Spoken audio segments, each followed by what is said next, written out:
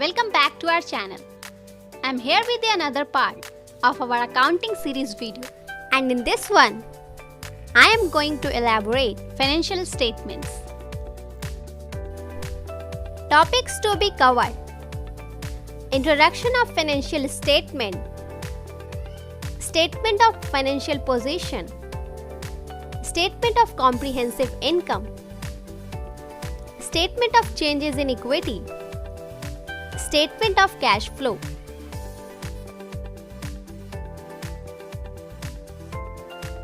Financial statements. Financial statements are a collection of summary-level written reports created by a company's management to summarize the financial condition of the business over a certain time period, that is quarter, 6 monthly or yearly. These financial statements must be prepared in accordance with specified and standardized accounting standards to ensure that reporting is consistent at all levels.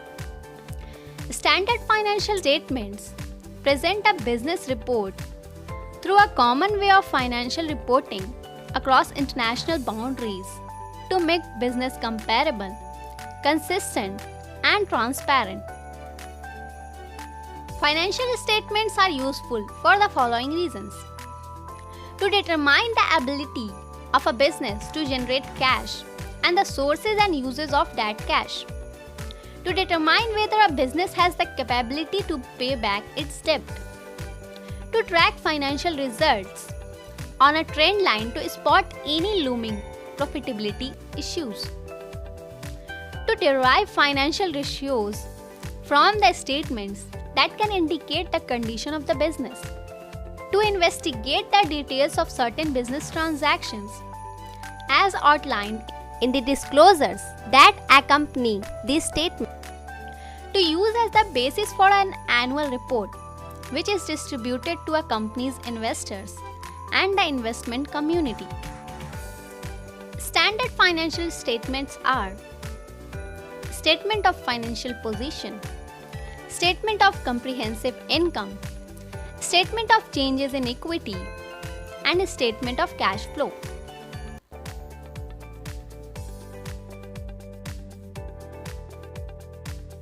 Statement of financial position. The statement of financial position is another term for the balance sheet. The statement reports the amount of assets, liabilities, and equity of an organization at a specific point in time. As such, it provides a snapshot of the financial condition of a business as of a specific date. It is one of the financial statements and is commonly presented alongside the income statement and statement of cash flows. Use of statement of financial position.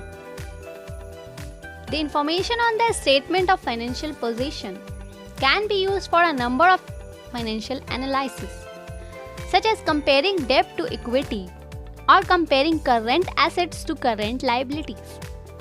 These analyses are typically presented on a trend line so that you can detect any changes in the financial position of the reporting entity over time. Format of the statement of financial position. The format of the statement of financial position follows the basic accounting equation, which states that assets is equals to liabilities plus equity. This means that all asset line items are presented first, with a total that matches the totals of liabilities and equity, which are presented next. Common line items under assets, liabilities, and equity are listed below. First is current asset. It includes cash and equivalents. The most liquid of all assets, cash, appears on the first line of the balance sheet. Cash equivalents are also lumped under this line item and include assets that have short-term maturities under 3 months or assets that a company can liquidate on short notice, such as marketable securities. Companies will generally disclose what equivalents it includes in the footnote to the balance sheet. Account receivable. This account includes the balance of all sales revenue still on credit, net of any allowances for doubtful accounts, which generates a bad debt expense. As company recover account receivable, this account decreases and cash increases by the same amount. Inventory. Inventory includes amounts for raw materials, work in progress goods, and finished goods.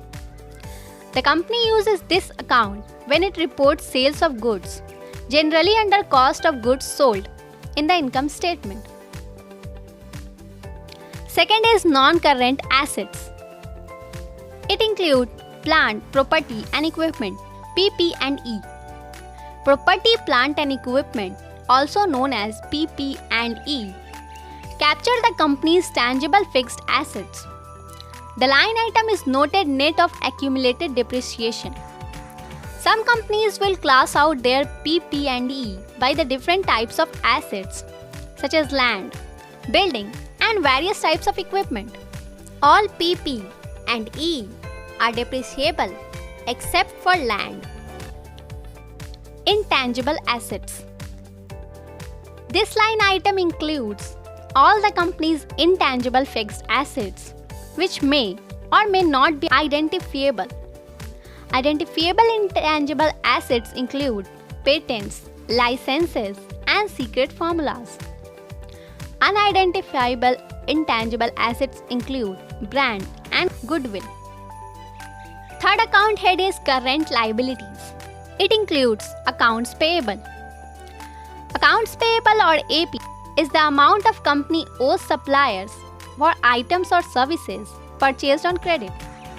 As the company pays off its AP, it decreases along with an equal amount decreased to the cash account.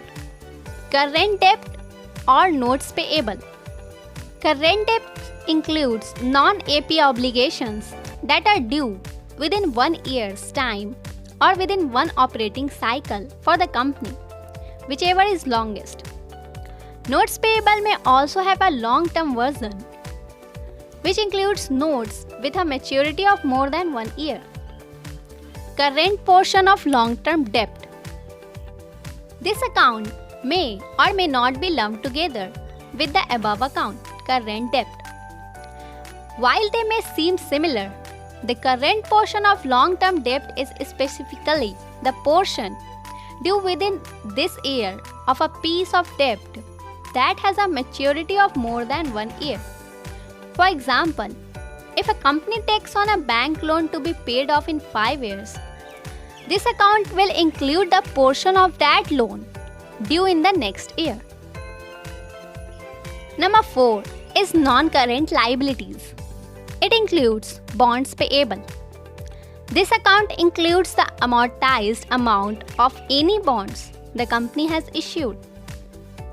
Long-term debt. This account includes the total amount of long-term debt, excluding the current portion, if that account is present under current liabilities. This account is derived from the debt schedule, which outlines all the company's outstanding debt, the interest expense, and the principal repayment for every period. Number 5 is shareholders' equity. It includes share capital or common stock. This is the value of funds that shareholders have invested in the company. When a company is first formed, shareholders will typically put in cash. For example, an investor starts a company and seeds it with 10 million. Cash and asset rises by 10 million and share capital and equity account rises by 10 million, balancing out the balance sheet. Retained earnings.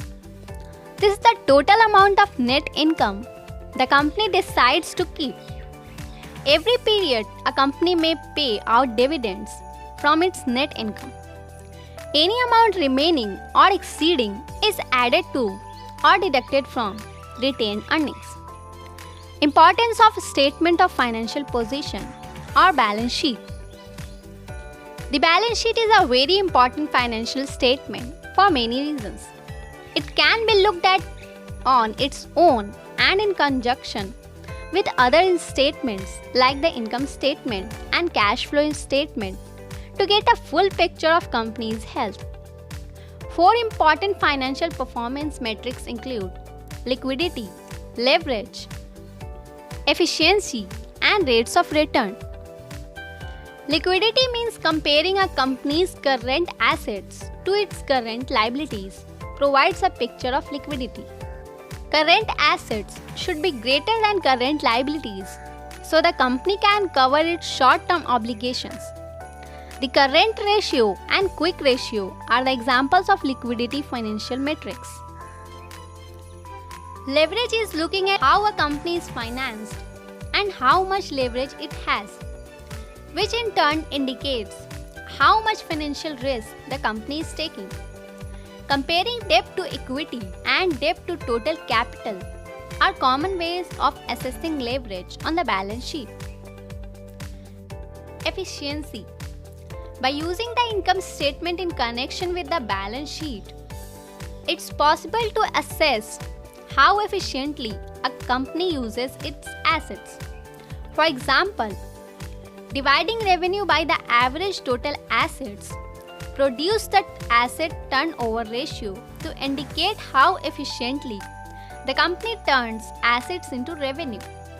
Additionally, the working capital cycle shows how well a company manages its cash in the short term.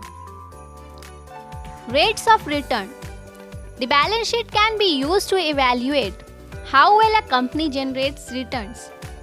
For example, dividing net income by shareholders' equity produces return on equity (ROE), and dividing net income by total assets produces return on assets. And dividing net income by debt plus equity results in return on invested capital.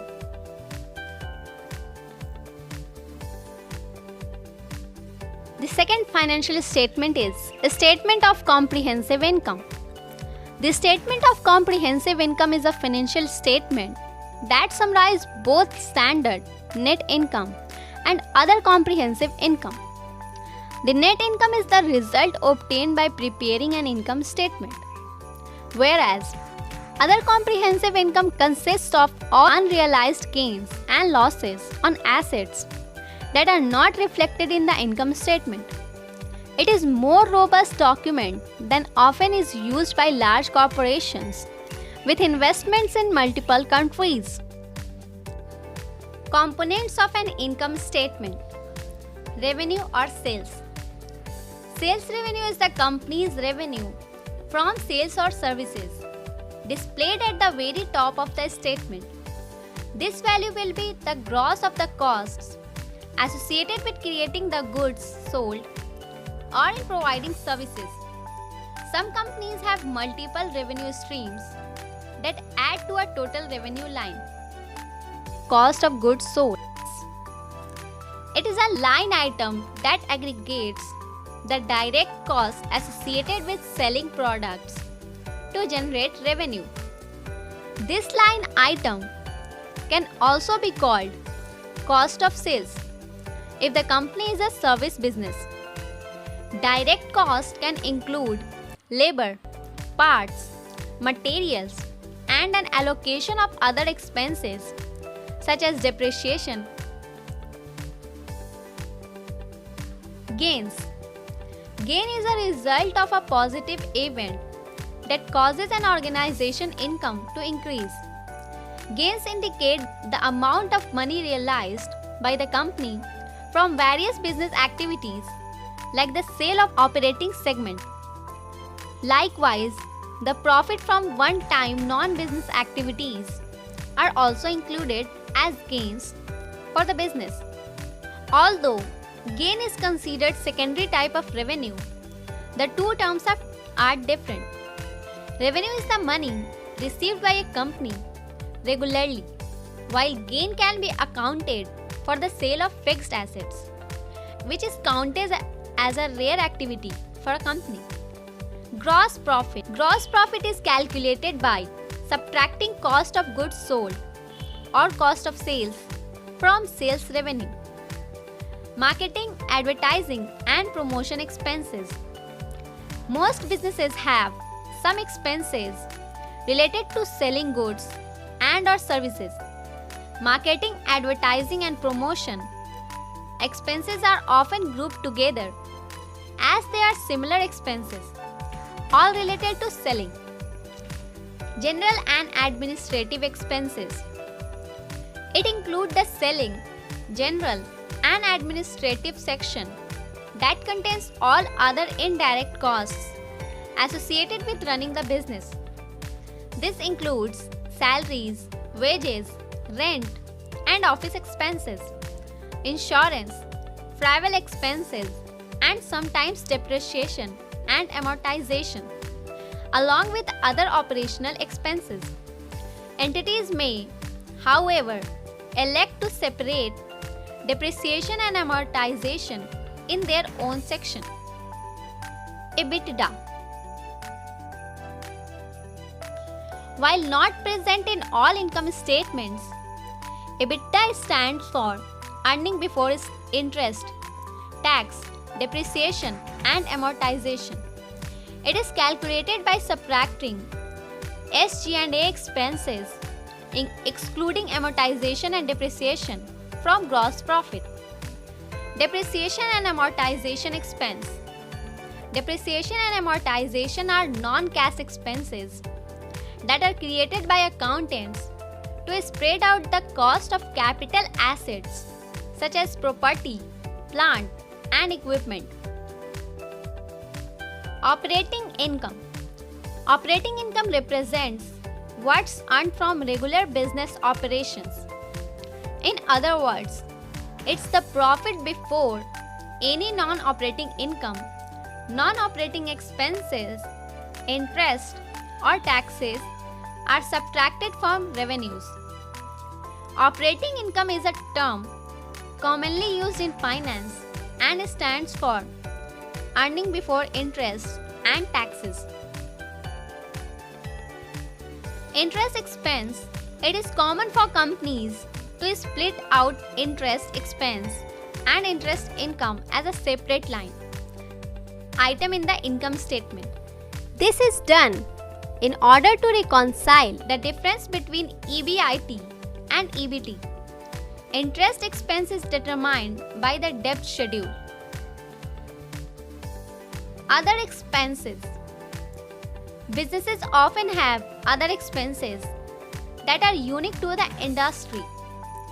Other expenses may include fulfillment, technology, research and development, stock-based compensation, impairment charges, gains or losses on the sale of investments, foreign exchange impacts, and many other expenses that are industry or company specific. EBT, pre-tax income. EBT stands for earning before tax, also known as pre-tax income, and is found by subtracting interest expense from operating income. This is the final subtotal before arriving at net income. Income taxes. Income taxes refer to the relevant taxes charged on pre-tax income, that is EBT. The total tax expense can consist of both current taxes and future taxes. Net income. It is calculated by deducting income taxes from pre-tax income. This is the amount that flows into retained earnings on the balance sheet after deductions for any dividends. Uses of a statement of comprehensive income. As explained earlier, the statement of comprehensive income encompasses the income statement and other comprehensive income. Preparing the income statement sheds light on a company's financial events. Here are some of the uses of an income statement. Number 1. Detailed revenue information. The primary purpose of an income statement is to provide information on how a company is raising its revenue and the costs incurred in doing so. The income statement is very thorough in highlighting these details. Not only does it explain the cost of goods sold, which relate to the operating activities, but it also includes other unrelated costs, such as taxes. Similarly, the income statement captures other sources of revenue which are not associated with the main operations of a company. This entails items such as the accrued interest from business investments. Number 2. Analysis tool for investors. The SCI as well as the income statement are financial reports that investors are interested in evaluating before they decide to invest in a company. These statements show the earnings per share or the net profit and how it's distributed across the outstanding shares. The higher the earnings for each share, the more profitable it is to invest in that business.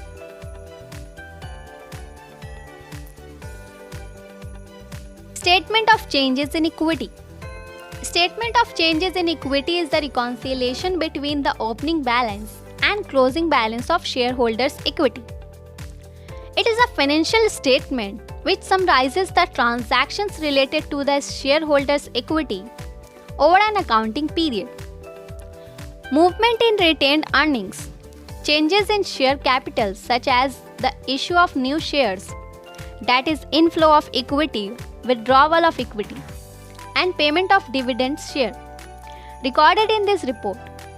It explains the connection between a company's income statement and balance sheet and also includes all those transactions not captured in these two financial statements, such as dividend payment, equity withdrawal, accounting policies changes, and correction of prior period errors, etc. Statement of changes in equity formula. Opening balance of equity plus net income minus dividends plus minus other changes is equal to closing balance of equity. Movement in shareholders' equity over an accounting period comprises the following elements: net profit or loss during the accounting period attributable to shareholders, dividend payments to shareholders, increase or decrease in share capital reserves, gains and losses recognized directly in equity, effect of changes in accounting policies, effect of correction of prior period error. Components of statement of changes in equity. Following are the main elements of statements of changes in equity. First is opening balance.